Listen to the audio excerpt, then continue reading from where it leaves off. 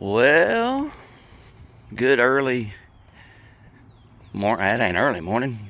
It's not noon yet. Good brunch time to you. Glad y'all could join me for a little bit today. My phone did some sort of a big update the other day, and now I can't find my dual recording mode. So I didn't want to stop and interrupt my workout to go find that. I'll find that later, but we'll just do it this way. To me, there I am. Peace. How y'all doing? Good to see you. Getting our walk in this morning. Thinking about stuff, as usual. I spent the better part of the last couple of days watching a lot of the Indy 500 practice. Watching those brave souls shoot up there around 230 miles an hour in those little bitty old light open wheel, or mostly open wheel cars. Them boys and girls, pretty brave. That's pretty fast. It's going to be interesting to see how that all plays out here in a couple of weeks. I think they qualify this weekend, race next weekend. So it's going to be interesting for sure. One of these days, I'm going to make the Indy 500. And I'm going to go for the whole week. You know, used to they had carburetor day and all that. Of course, I don't think they actually have an official carburetor day anymore, but I want to go for the whole shebang. It's kind of a bucket list thing. I think I'll get that done. Maybe next year. Maybe. We'll see what the future holds. But while I was watching that, they were talking about newspapers, and it got me to thinking, do you remember when the newspaper was our social media? Y'all remember that? Man, that was a big thing for me. I'd get up early on a Sunday morning and go buy the big old thick Sunday paper because it had the funnies or the cartoons, had all the coupons, had all that stuff. And I would read that thing front to back. It was just a ritual. It's just what I did. My dad did it. I had lots of other relatives that did it, and that's kind of how we kept up with stuff back in the day. You know, y'all all know I'm a big baseball guy, big baseball fan. I really miss going to the sports page every day. I couldn't wait to get my hands on the daily paper to read the box score for how the Astros did the night before. You know, you'd pore over that. You'd look at who pinch hit for who, how the batting order was, who pitched, how many innings. You look down at the bottom and see who made errors, how many double plays there were, how the pitchers did, how long they pitched. And then you go look at the schedule. You see who was coming up next. You go check their box score, see how their guys were doing, see what you were going to be up against. Man, it was a different time. And I'll be honest with you, I kind of miss that, you know. I mean, yeah, we have box scores on apps, and, you know, you can kind of watch it as it goes, but I don't know, it's just not the same. Doesn't feel the same, you know. I had a little 9-volt transistor radio that I would keep under my pillow and listen to the ball games on. Sure enough, I'd fall asleep listening to whatever baseball game I was listening to. I tried to catch the Astros. If I couldn't catch the Astros, I was listening to somebody. And boy, that was big fun. Big fun getting that paper.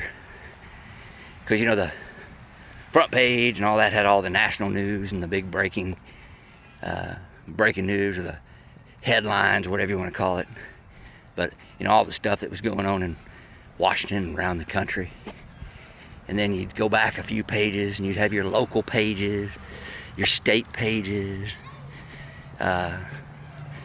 You'd have the happenings, what was going on locally. You go to the newspaper and find out where the car show was. You could find out who was getting married. All that, you know. And then, you know, you drifted over to the obituaries, find out if anybody you knew passed away. that you ain't heard about. That was another deal that the newspapers brought us. Classified, you remember classifieds in the newspaper? Oh yeah. Oh yeah. You didn't like where you were living, wanted to find you a new apartment? That's the first place you went, was classified. Yep. Started. Halfway point reached. Started going through the classifieds to try to find you a new place to live. Looking for a new car, looking for a new hot rod? Where'd you go? Dang, Skippy. You went to classifieds. They had it all broke down, you know. Foreign, domestic. Some of the bigger publications or papers would break them down by make. You'd have Ford, Chevrolet, Chrysler, Dodge, and then usually your imports were just listed under import or European, you know. But had a big part section, you know, parting out, blah blah blah blah blah, or you know, man, them were the good old days. You check ads, see what was going on, you know, who had tires on sale, who was having a part sale, what motor oil was on sale, you know, how much was ground beef a pound, how much was chicken a pound. I never was a big coupon clipper. My folks were. But I can remember us going to the grocery store as kids and my mom having just a big old wad of coupons. And, you know, so throw them out there. And saved her a ton of money. Joe did. Sure did. But I kind of miss that. It's a shame now. You look at a Sunday paper now and it's, I don't know, 8, 9, 10 pages, maybe more than that, but it ain't very big, and there ain't a whole lot in it. But that's just the way things change. That's one thing that I miss as I've gotten older, not necessarily since I've quote unquote retired, but it's one of those things I miss, you know. Another thing I remember is, I don't remember the name of it, but there was a discount grocery. This was before Walmart and Costco and Sam's and all that. There was a discount grocer, and it was nothing more than what looked like a big, I don't know, kind of like a warehouse missing a couple of sides, but it had wood shelves in it, and stuff was stapled as to what it was on these shelves, and the cans would be dented. Some of them wouldn't have a complete label. Heck, there were some of them didn't have labels at all. My dad had a real good sense of humor. And he'd go, well, shoot, man, they're only a nickel, you know. They're only a dime, 15 cents, whatever. I'm going to buy a couple of them, just see what we get. And sometimes that wasn't a real good surprise. But I remember that. We made a special trip. We'd go get our regular groceries, I guess you'd call them. And then we'd go to that little discount place. And it was off the highway, down a little dirt road. You know, I wasn't, 8, 9, 10 years old. But man, it was fun. No AC, none of that. They didn't have grocery carts. You brought your own bag, or they had some boxes. We had a little wagon. And we bring our little wagon, load up on stuff. That's another thing that I really do kind of miss. You know, it was fun. Yes, it was. Me. Well, y'all drop something down in the comments. Let me know what you miss. You know, we get older, we look back on stuff, we reflect, and you know, most of the time, we remember all the good stuff. We don't remember the bad stuff. You know, it's funny how the brain works like that. But let me know some of the stuff you miss. What you miss doing. It was a lot of fun. One more thing and I'll let you go. My dad always had a little side business, electrician. My dad was an incredibly intelligent guy. And he had a little electrical business on the side. He had an old Chevrolet truck that had a service bed on it. And I just thought that was the coolest thing. He kept all of his tools and his wire and his all of his connectors and all that stuff. Some of his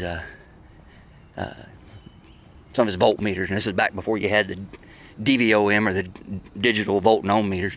You know, these had a sweep gauge. Woo! You had to know how to read it. And anyway, he would. Dad pretty much did all of his own maintenance. He taught me how to change oil on that truck. It had an inline 6-cylinder in it. I don't know what it was. You know, it was like a 70, 71, 72 Chevrolet truck. Might have been a 250 or a 292. I don't know. He taught me how to change plugs, how to change fuel filter. And you could literally, and I know people, you'll probably heard this before, you could literally stand inside the engine bay and one plug at a time. Taught me how to check plugs, read plugs. Pretty good feller. I never did master points. I never did.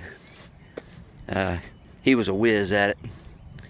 He'd go in there with, he'd say, just a minute, boy, and he'd go in the house. He'd come back out with one of my mom's little fingernail file sets, and there were several little files in there. And he'd grab one and he'd file them points just right.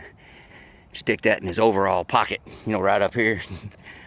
Sneak back in the house and put them up before Mama caught him with them. He got caught a couple times, but he was a good dude. I miss my daddy. I do miss him a lot. Gonna see him again one day though. Show him. Gonna see him again one day. Well, all right. I'm getting all wishy-washy and sentimental, talking about old stuff, things bygone. But anyway, I hope you enjoyed it. I enjoy making these. I know sometimes they corny as all get out, but I do enjoy them. I do enjoy them. I got a couple other places lined up to do some walking, where we'll have some different scenery. Maybe I'll figure out how to get my little dual recording thing back in there. That way, you only gotta look at me all the time. Oh, good Lord. Look at that. Just looked at my timer.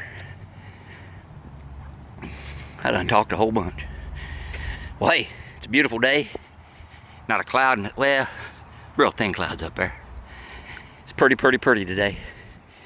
Kind of surprised there was this many people out at the park already. So, but I'm gonna call it stops right there. Y'all enjoy your day. Love your family, love your kids, love your mom and dad if they're still here with you. Don't be afraid to tell people you love them. I think it's a good thing. So, take care, God bless. And I'll see you on the next one.